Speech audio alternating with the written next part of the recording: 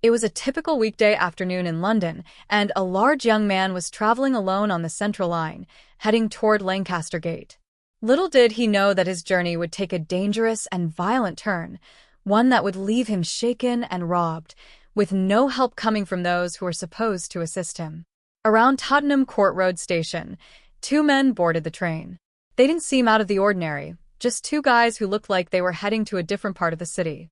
But what would unfold next was anything but ordinary.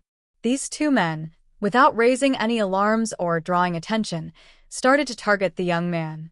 They quickly closed in on him, moving in a way that felt almost rehearsed, like they had done this before.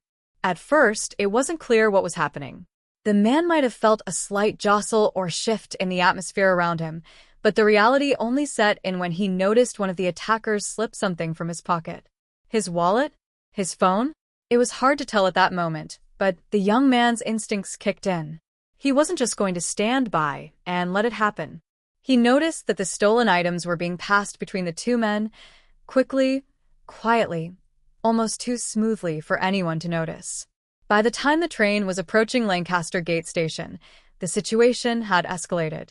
The victim, realizing what was happening, stood up to confront the muggers. But they were already ready for the confrontation. The attackers, now fully aware that their plan was compromised, didn't hesitate. As soon as the doors opened at the station, they made a swift exit, with the stolen items safely tucked away. But the young man wasn't going to let them get away without a fight. He followed them, hoping to retrieve his possessions. He could see them walking ahead of him, making their way to the platform as the doors closed behind him. But the muggers weren't alone. Two other individuals appeared on the platform, and it became clear that this was not a random act. It was part of a bigger plan. The young man's heart raced as he realized that these weren't just two ordinary thieves. They were part of a well-coordinated group. The moment the victim tried to close the gap, everything turned violent. Without warning, the attackers turned on him. They shoved him hard, sending him crashing into the side of the platform. A brutal kick to his stomach left him gasping for air, but the pain wasn't just physical. It was the helplessness that gnawed at him as he watched his belongings, his valuables, his personal items, being whisked away into the hands of people who didn't care about the damage they had just caused. There were people around, bystanders on the platform, but no one moved to help. They looked away, perhaps too frightened, too shocked, or too unsure of what to do. The station staff, who were just a short distance away, remained passive, watching as the attack unfolded. The victim tried to cry out for assistance, but no one came. Even the train driver, who could have intervened, did nothing. The station was busy, with people going about their day, but no one seemed willing to get involved. It wasn't until 7 minutes later, when the victim gathered his bearings and tried to report the incident to station staff, that the gravity of the situation fully hit him. He was still reeling from the violence, his heart pounding with the adrenaline of what had just happened.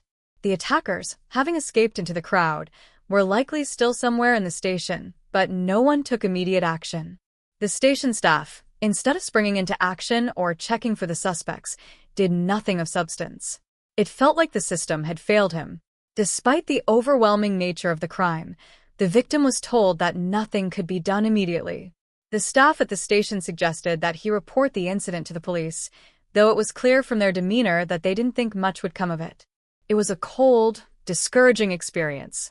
The victim left the station feeling more betrayed than ever. It was almost as if the entire incident had been brushed under the rug, like it was a routine occurrence. In the days that followed, the young man tried to get help.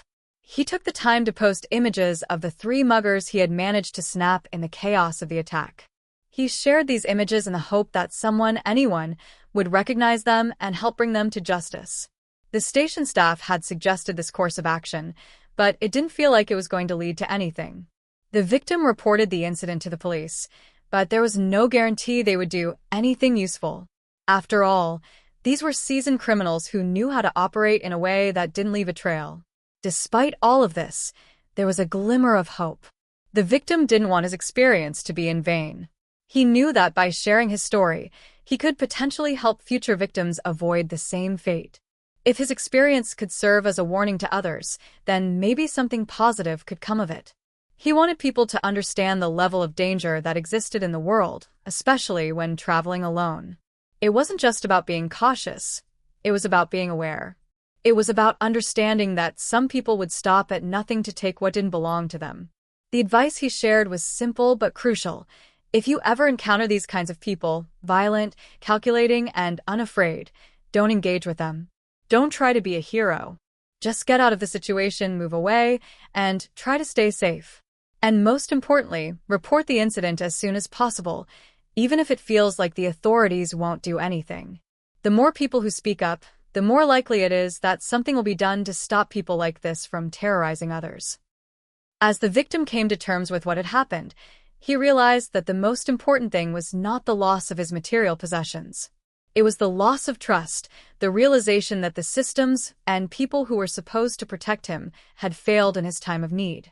It was a hard lesson, but one that would stick with him forever. He hoped that by sharing his story, he could make a difference for someone else. No one should have to go through what he did, and no one should feel so completely alone when they need help the most.